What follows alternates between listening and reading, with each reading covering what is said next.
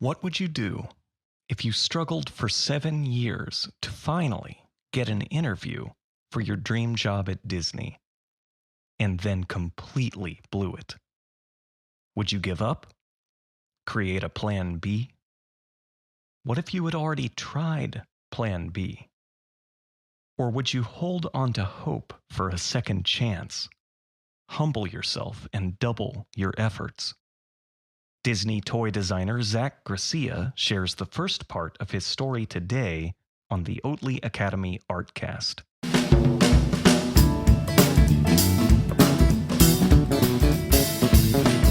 Hello, my friends, and welcome to another episode of the Oatley Academy ArtCast.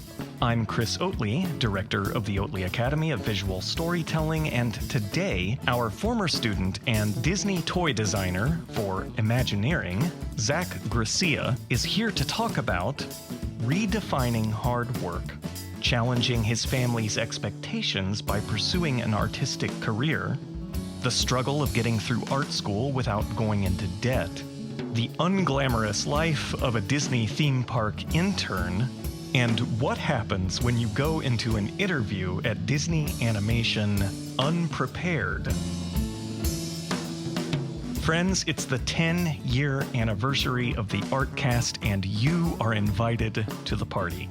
If this show has a special place in your heart, please go now to chrisoatley.com/10, that's 10 spelled out, T-E-N, and enter your name and email address to join the guest list. We'll geek out with sneak peeks and collaborate with you to make the show better than ever.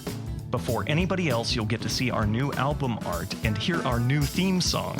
And best of all, you'll receive an invitation to our 10th birthday party, which will be live online this fall. Again, the link is chrisoatley.com/10, T-E-N. Go there now, join the guest list, and I'll be in touch. Two quick notes before the interview with Zach. Podcast producer Anya Marcos joined me on the call, and so you'll hear her chime in a couple times. And Zach asked me to update you on his new job title. Since the interview, he's been promoted, and his new title is officially Designer for Walt Disney Imagineering, working on the Disney Pixar team. So, Zach, take us all the way back to the point where you started taking art seriously. I would say it would have to be my senior year in high school. I grew up playing sports for most of my life, thinking that I would be the Dodgers' next shortstop. Wow. And that never really happened. There's two different kind of categories of sports in high school. There's junior varsity and then there's varsity. And varsity is the more proficient. Mm-hmm. And I came from a very baseball-heavy town. We have a lot of sports stars from my town. But we came from a level where, you know, if you weren't on the varsity team at like a sophomore level, you kind of were not going to be scouted really by college scouts and stuff like that. So at that point, I was a junior going onto the varsity team, and it was kind of like, what am I doing? You know, I'm not getting any starting time. I'm not playing that much. And mostly it started to become a part of me eating myself up and just being in my head too much. I was thinking too much. So taking a step back from that was the summer before my senior year. And my parents were like, listen, you got to get out of this funk. And they bought me it was like a general's sketching, like a pack. And I went out one summer and just kind of started drawing and really found myself like, I remember one drawing in particular, I did a portrait of a family friend and was up until like 3 a.m., 4 a.m., just drawing. I mean, I was sitting there for at least 6 hours, which was insane to me at that time because I hadn't done anything like that. Yeah, that's amazing. Did you have any exposure to the craft, like the actual making of art in any way, any time prior to that? Did you watch Bob Ross? Did you see artists at a street fair? I love Disney and Nickelodeon. Those are probably two biggest ones that I was watching at that point in time. Yeah. You know, I grew up in the 90s, and so Doug and Hey Arnold and then the classic Disney movies of the time, Beauty and the Beast and Little Mermaid, and you know, the just modern masterpieces at that time. That was something that like really resonated. But again, it was like, oh, that's cool. Let's go to practice. And Yeah. it was an afterthought, and it wasn't until, I went to my grandpa's house and did all this drawing. So I picked up a book, Oh, and I want to say it was like a Masters of Impressionism or some Wow. kind of big like book. And I was like, this is really interesting. It wasn't like something that wasn't relatable for me. It was, they're taking scenes and they're interpreting them in this way. And maybe it was a way of just, I don't know, just kind of dealing with what was going on at the time. It was therapeutic, and it still is. It's very therapeutic to just sit down with a sketchbook and draw. But yeah, just kind of talking out loud about it. Maybe there's something there, that the therapy of sitting down with a sketchbook and just being still and with music on. I think that was how I found it, that I really love this. Wow. amazing. Yeah, that's really good. So at that point, I was, a senior, or going to be a senior. So I did my sketching, and at that point I was drawing like 2-3 hours a day, sometimes 4 hours a day, which was insane. I So thought at that point. you caught the bug right away. Yeah, I mean, it was pretty immediate after that. I quit baseball, came back, and was taking like an intro to art class. And Mrs. Abbott was my high school teacher, and she says, I think you need to be in AP art. She says that, you need to test into it. You're showing a skill level that, is at that level. And so I took the test, I passed, and I got in. Then the first assignment I had was, okay, create an oil painting. What? It was a, like, stop, hold up. What oil painting? What are you talking about? What is this medium? I had no idea. I had zero clue what this was. So all of this is very surreal. I don't really know how to respond to all of this at this point. It's all very, like, kind of out of the blue, as unexpected for me as it was for everybody around me, I think. Then it was the second semester of senior year, and again, this whole baseball thing kind of delayed me. I thought I was going to go to some baseball college and do all that, and now I had to look at something a little bit more practical. And now I'm thinking, what has an art degree? And really no idea what the art degree looks like. What kind of art do I want to do? Mm-hmm. What does an artist do? I don't know. Then the time is ticking, it's Yeah. the clock is winding down. And so I looked at a couple places, and I ended up going to UC Davis, which is right by Woodland, my hometown. And it was just like a 10-minute drive, and they were really good about making you feel welcome, but there wasn't an intention to form as much as I would have liked. It was all very abstract, which was great. A lot of people were putting out great stuff, but I didn't feel a connection. I didn't feel like this is something that I want to do. It was kind of like, I need to draw clouds with paper. What it Mm-hmm. was, it wasn't making sense in my mind. I was Wow. used to the sketchbook. I was used to these more traditional mediums now, and it was different. It was not something that I was prepared for. So I kind of stopped, going to art classes there for a little bit. I did my first. They were on a quarter system, so I did my first quarter. I had those classes, and then I said, I'm going to take a break, and I did a college program through the Disney Corporation out in Florida. And I'm 17, 18, Mm-hmm. and I flew out to Florida in the fall of 2007, was on my own, and that was an internship, really not artistic. It wasn't, you're going to come here and do all these sketches. I was hired for Quick Foods, food and beverage, Wow. and was serving popcorn on the cart. I was the hot dog guy. Yeah. Get your peanuts here. I was that person. So the college program is really a way of college students, getting real working experience inside of the parks. And then after that, after your shift at work, you also take a set number of classes a week, and you learn about networking and personal branding and stuff like that. But it's all within the Disney setting. Wow. Again, it's not like an internship at feature animation where you're doing designs and stuff.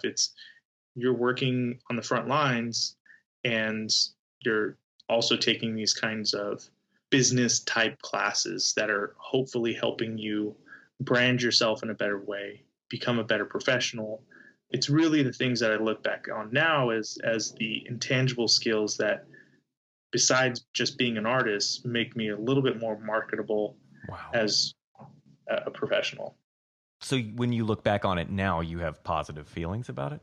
Yeah, absolutely. I Wow. mean, it was tough. It taught me how to, yeah, you're going to have to work 14 hours today, and then you still have homework due at the end of the day. How are you going to get that done? Wow. So I did about 6 months there and came back home. I think all my friends will tell you a completely different person, but I had, I'd experienced life on my own in a sense. Yeah. I'd experienced, a new region of the United States. That was my first time out of California. And so there was a lot of growing up that happened there. But I think, looking back on it now, I found my confidence again.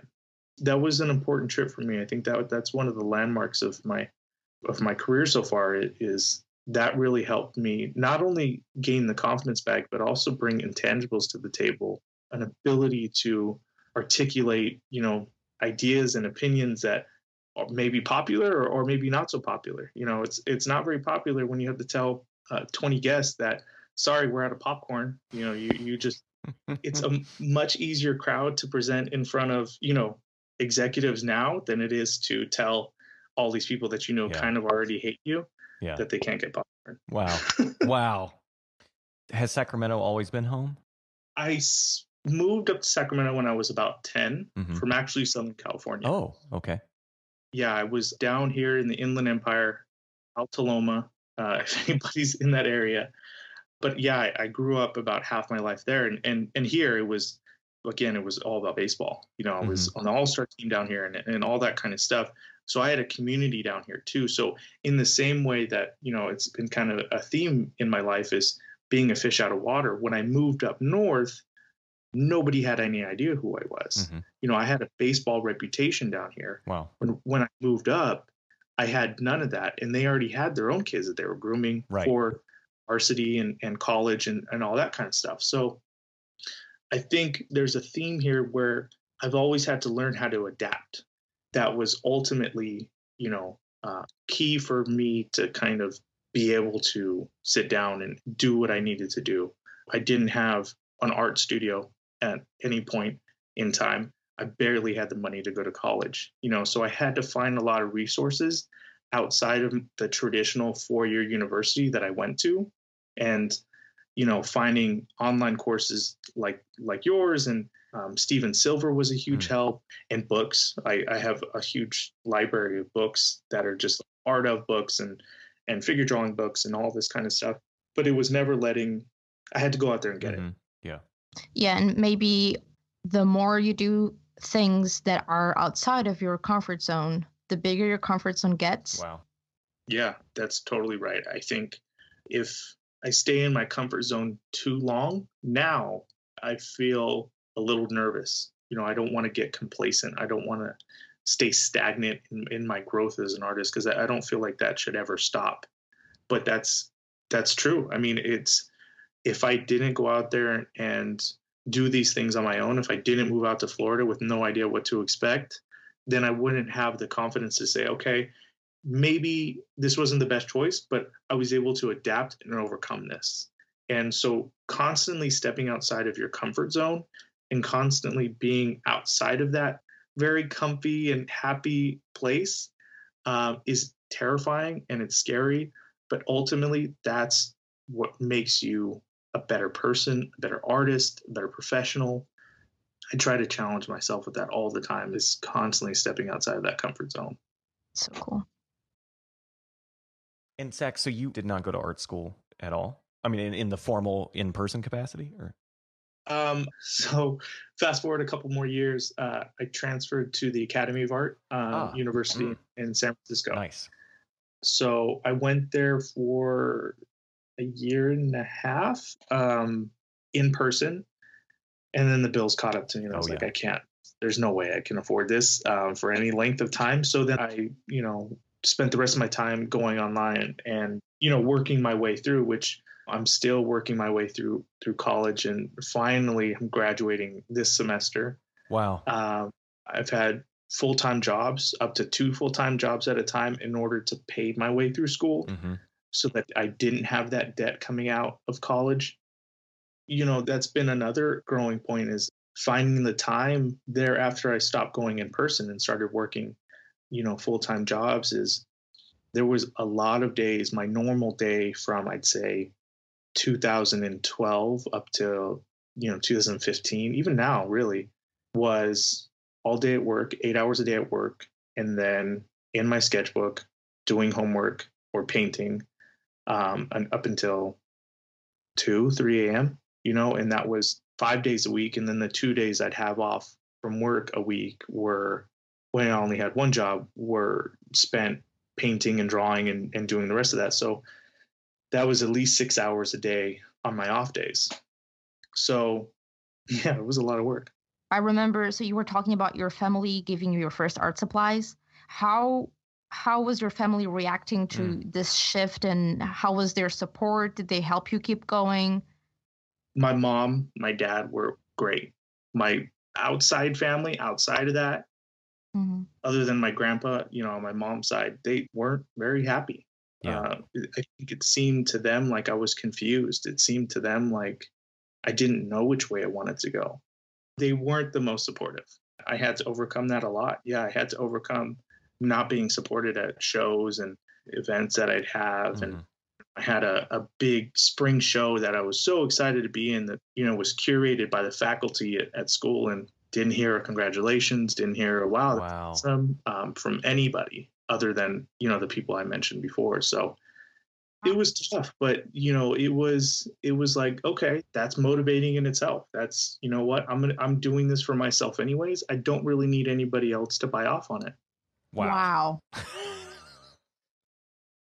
So since the Academy of Art, when I was in person, they taught a lot of very traditional, like I think harkening back to like Da Vinci and Michelangelo, like the 8-hour sessions. And staying there in the studio, which I loved. I mean, I hated it in the very beginning. I was like, why am I in class? Yeah. It says I'm in class from 1 to 9. What is that about? But after a while, I mean, I really, to this day, I miss it because it was just, I'd always imagined being an artist was. This is what we do. And standing there with, figures and clothed figures, nude figures, whatever it was, and drawing from life, doing cafe sketching. It was awesome. This is what I came to school for. So there was a lot of time that I spent there. And then the Academy was great in the fact that they had workshops. So if you were crazy enough, you could spend another 4 hours in a workshop, which was smaller for sure, because none of the other students really wanted to be there. But you got some really great attention from the faculty there. They kind of sat you down and went over, your work with you. And I learned a lot about gestural drawing in some of those. I refined my draftsmanship more in those workshops. There was times when I was in class for 12 hours a day, and I loved it. I was running through sketchbooks. I'd say a sketchbook every week, maybe 2 weeks. Just, the traditional like black bound sketchbook. And it was awesome. And then, like I said, it came to the point where I was like, I can't afford this anymore. My parents were making me very aware, like, we love this. We love that you're happy, but we just can't afford this anymore. So it was going back home and doing another, look at, okay, so I love this. I love this part of my life. How do I go back and take classes online? Because it seemed crazy at the time. It seemed crazy that they could somehow instruct me on such a hands-on discipline. Somehow they could instruct me how to become better over the internet. And, I learned how to adapt to that, how to pull the most that I could from that class setting. And it all came down to practice, really. I mean, you can practice in person with a teacher there. You can practice by yourself in your own room, and then have the teacher review it at a later point. But the only difference was, when was the teacher going to review it? When was the professor going to be able to see this and give me, critical feedback? So once I learned that, I fell in love kind of with the online setting and being able to kind of work at your own pace and do things that way. And as long as I was responsible and managed my time correctly, then there was no issues. And there was an advantage to online learning rather than a disadvantage. So that was right up until I went to the studio one time, to the Disney animation, feature animation studio as a student. I brought a hard copy of my portfolio and then a digital copy of my portfolio. And the digital copy was on my iPad. The hard copy was, in a standard portfolio. The standard stuff I wasn't very happy or very proud of. And this is much before I listened to your interviews about don't, show anything that you're not proud of and all that kind of stuff, which would have really helped at this point. But I went there and was meeting with viz dev artists at Feature Animation, in the building this is 2012, 2013, something like that. Anyway, long story short, I show up and they're like, oh, it's this is like, towards the end of the day, we're going to do portfolio reviews. Please put away all electronic devices. Oh my. But this is my portfolio. Like, really, I know I have this in my arm, this portfolio book, but this iPad is very important. And security said, absolutely not. We can't let it back there. We have to lock it up. So I showed up and I'm in front of Helen Chen and Dan Cooper. And they're looking at this book and they're like, oh, yeah, there's some stuff going on. And it was mortifying. I mean, it was a point in my life that I'm like, I am crap. First, how could I think that this was going to happen this way? I'm so mad at myself for not being prepared for this. Right.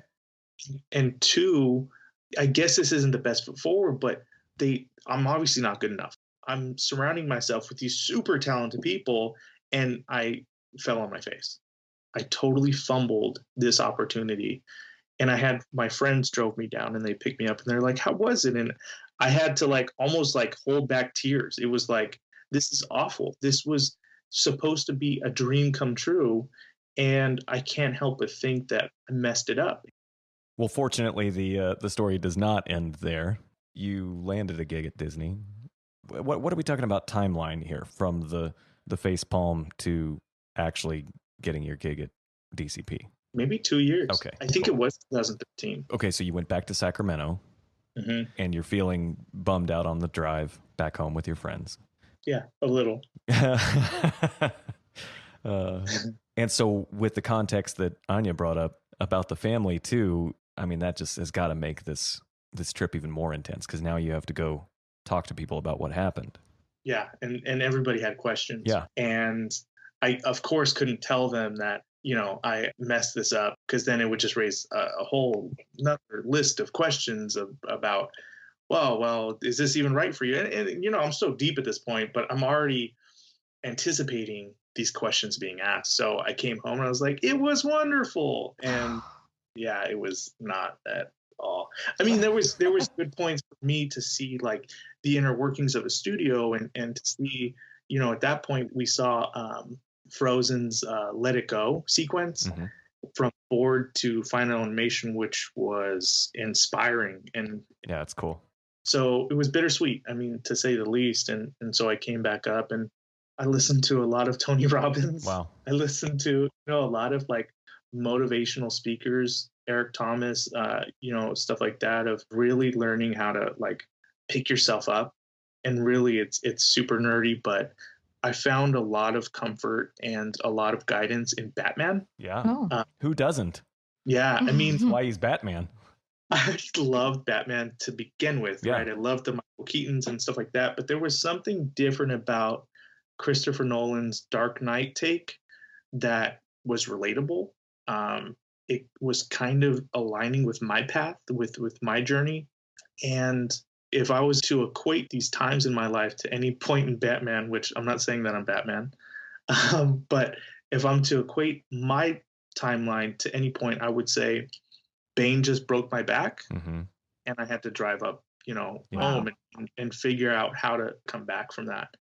And so, I did a lot more studying. I think it was about that time that I was thinking about joining or finally joined the Oatley Academy. You did Magic Box, right?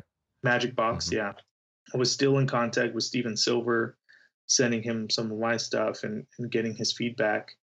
So just kind of going back and forth with those guys and, your community and asking for more help.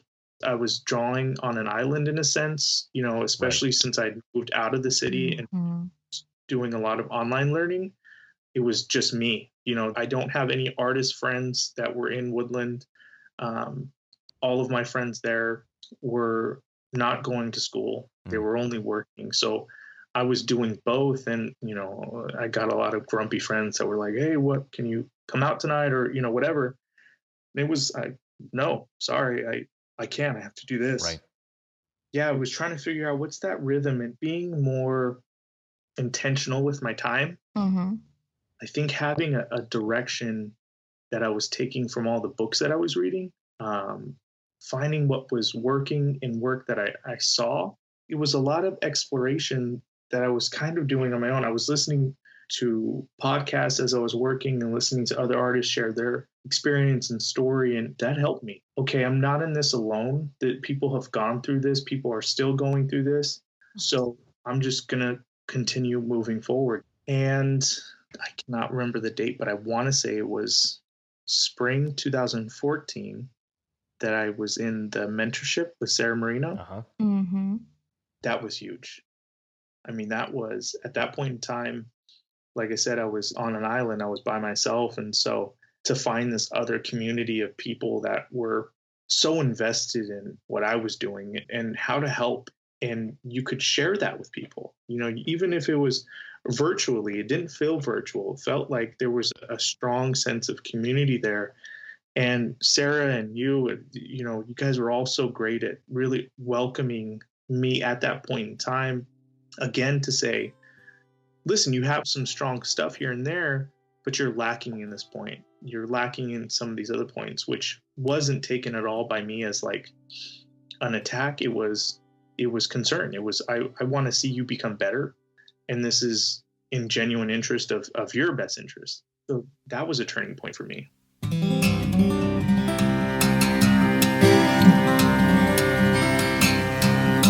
Join us in part 2 to hear how Zach recovered from this heartbreaking failure, why all the struggle was worth it, why mentorship is so crucial for success in the entertainment industry, and don't forget to join the guest list for our 10th anniversary celebration at chrisoatley.com/10. That's 10 spelled out, TEN. And please join the conversation in the comments at chrisoatley.com/ZG1, as in Zach Gracia 1, and that's the number 1. Tell us about an epic failure for which you are grateful. If we get a total of 15 stories, I will share mine in the comments. Again, chrisoatley.com, that's OATLEY.com/ZG1, as in Zach Gracia 1, and that's the number 1. Until next time, my friends, stay strong and stay close.